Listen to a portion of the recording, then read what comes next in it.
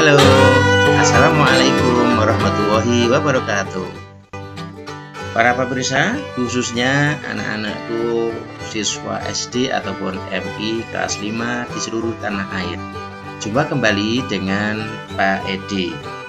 Kali ini Pak Edi akan kembali mengajak kalian untuk belajar literasi membaca.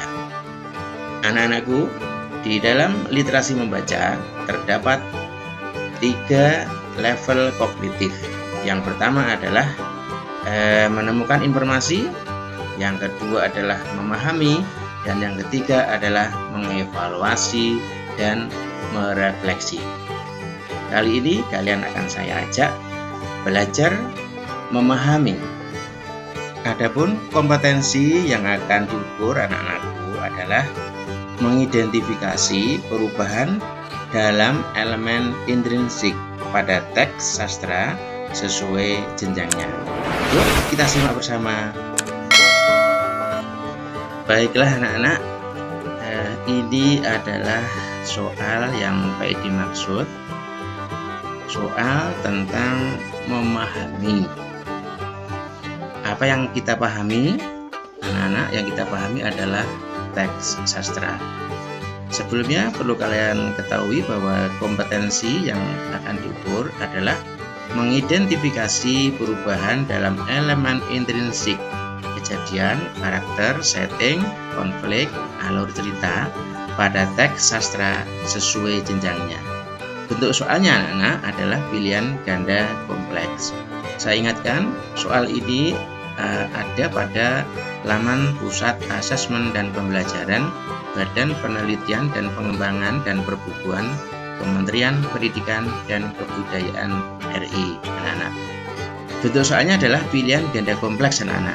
Perhatikan di sini ada bacaan atau teks berjudul Visi di Tengah Badai. Kalian perhatikan anak-anak, di sini ada gambar perairan ya anak-anak ya. Ini daratan, ini laut atau perairan. Kemudian ini ada gambar ikan ya anak-anak ya. Ikan yang lebar ini, seperti ikan pari ya anak-anak. Ini ada ekornya juga. Yuk kita simak anak-anak teksnya.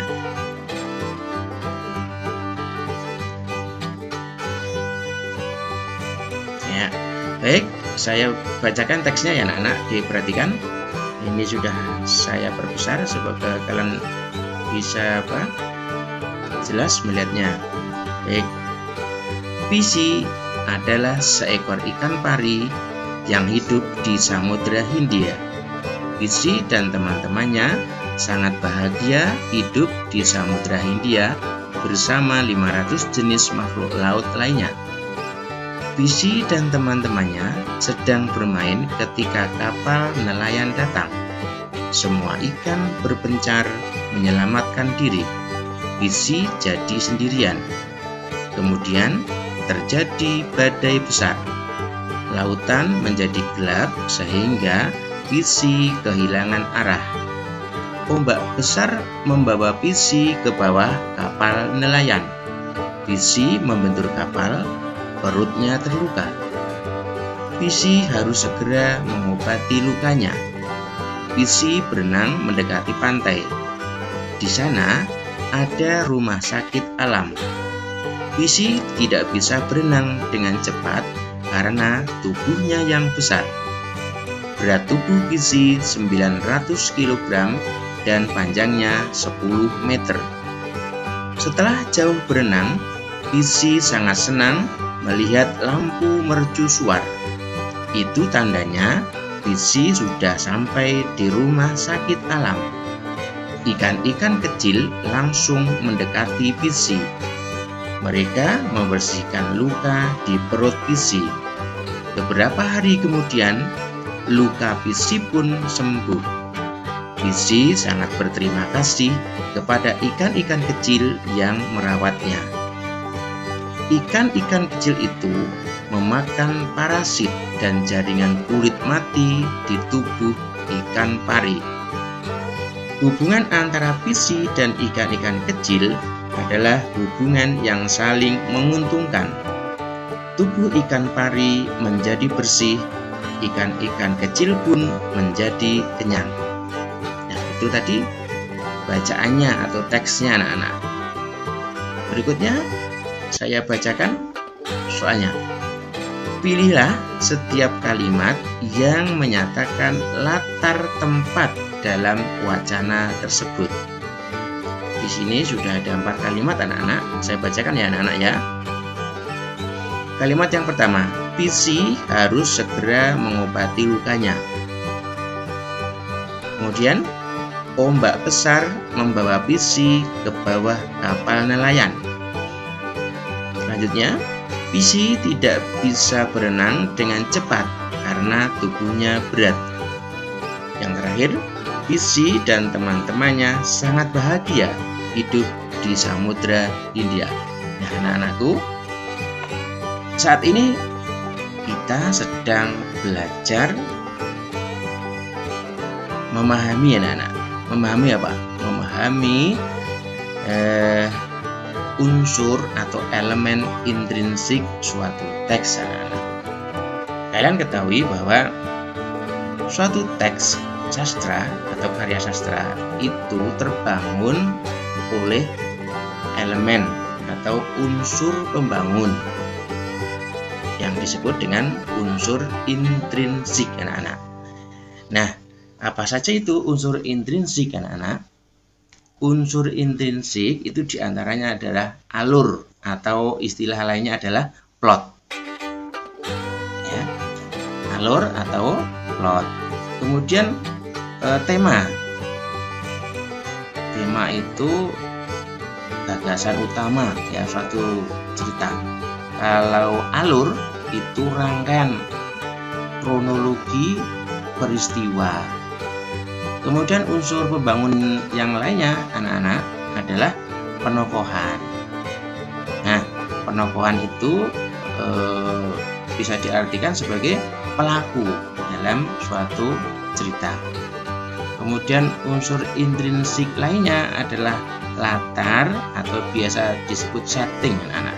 Nah, setting itu ada 3 macam, yaitu latar tempat atau setting tempat, kemudian latar waktu atau setting waktu, dan latar suasana atau setting suasana anak-anak. Kemudian unsur atau elemen intrinsik lainnya adalah amanat atau pesan yang akan disampaikan oleh pengarang cerita. Anak-anak, kita sedang belajar memahami unsur atau elemen intrinsik ini anak-anak. Ya, jadi kalian harus paham tentang pembahasan kali ini. Nah, mari anak-anak kita cermati ya. Tadi sudah baik dibacakan, bacaannya tadi ya sudah. Kemudian kalian diminta untuk memilih ya, memilih setiap kalimat yang menyatakan latar tempat dalam wacana tersebut. Nah, berarti ini di antara kalimat ini anak-anak ada lebih dari satu. Ya, ada lebih dari satu pilihan yang menyatakan latar tempat anak-anak ya, menyatakan latar tempat dari wacana tersebut. Nah, ingat, saya ingatkan bentuk soalnya ini adalah pilihan ganda kompleks ya anak-anak ya, dimana dalam soal pilihan ganda kompleks kalian bisa memilih jawaban lebih dari satu, asalkan sesuai dengan wacananya. Yuk kita coba selidiki anak-anak, kita berusaha memahaminya ya anak-anak ya. Baik, coba kita amati kalimat yang pertama. Saya ulangi lagi, kita akan memilih setiap kalimat yang menyatakan latar tempat anak-anak ya. Yuk kita mulai. Manakah yang menyatakan latar tempat itu? Baik, kalimat yang paling atas ini, Pisi harus segera mengobati lukanya. Apakah kalimat ini menyatakan latar anak-anak? Saya kira bukan ya anak-anak ya, bukan ya, bukan. Yuk yang berikutnya, ombak besar membawa Pisi ke bawah kapal nelayan. Ke bawah kapal nelayan ini merupakan apa anak-anak? Merupakan apa? Tempat ya anak-anak ya. Kalau begitu kalimat ini menyatakan latar tempat ya. Maka yang kalimat ini boleh kita klik anak-anak ya, kita klik anak-anak ya, di sini kliknya. Nah itu. Yuk berikutnya, Bisi tidak bisa berenang dengan cepat karena tubuhnya berat. Nah kalimat ini tidak menyatakan latar tempat sama sekali anak-anak ya. Karena apa? Ini menerangkan atau menjelaskan bahwa Bisi tidak bisa berenang dengan cepat karena tubuhnya besar. Bukan merupakan kalimat yang menyatakan latar tempat. Yang terakhir, Bisi dan teman-temannya sangat bahagia hidup di samudra. Nah, ini ada kata di samudra. Di samudra menunjukkan tempat. Kalau begitu, kalimat ini menyatakan latar tempat. Jadi ini boleh kita klik anak-anak ya. Ini di sini di tombol ini anak-anak. Kita klik ya. Iya, sudah berwarna biru. Di tengahnya ada putih. Nah, jadi yang kita pilih yang ini. Yang berapa ini? Yang ini misalkan 1, 2, 3, 4. Berarti ini yang kalimat kedua dan keempat anak-anak ya.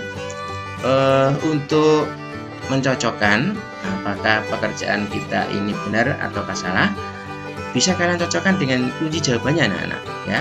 Kunci jawabannya di sini, kita klik ya, kita klik kemudian nanti kita lihat. Yuk kita klik.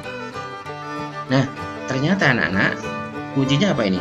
Pilihan 2 dan pilihan 4, maksudnya ini pilihan 2 dan 4. Ternyata pembahasan kita kali ini benar anak-anak. Semoga bermanfaat. Nah itu tadi pembahasannya anak-anak. Semoga kalian paham ya. Jangan lupa like, subscribe, dan komen channel ini. Jangan lupa pula ajak teman-temanmu untuk menonton video ini. Nantikan video berikutnya. Assalamualaikum warahmatullahi wabarakatuh.